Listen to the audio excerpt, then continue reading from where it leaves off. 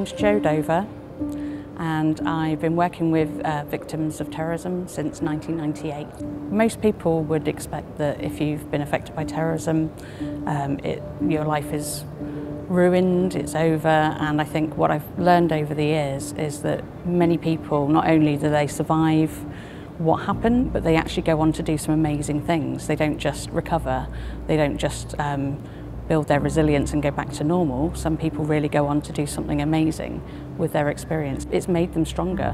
A really key thing for lots of people is to share their experiences and to work with other victims and make sure that people don't feel like they're a prisoner of their experience. So in some countries, the governments really take it seriously, and particularly in the immediate aftermath. But over time, that kind of diminishes for people.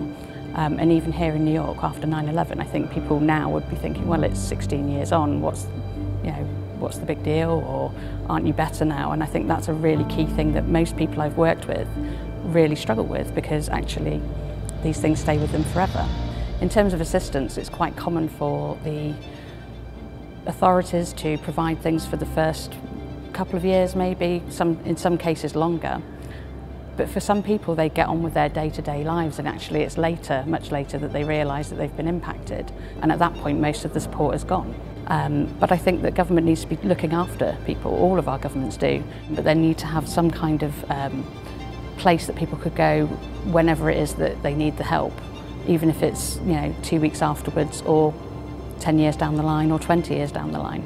So in terms of what the international community can do, I think is recognise that victims exist, don't forget about them, make sure that the support is there as long as they need it.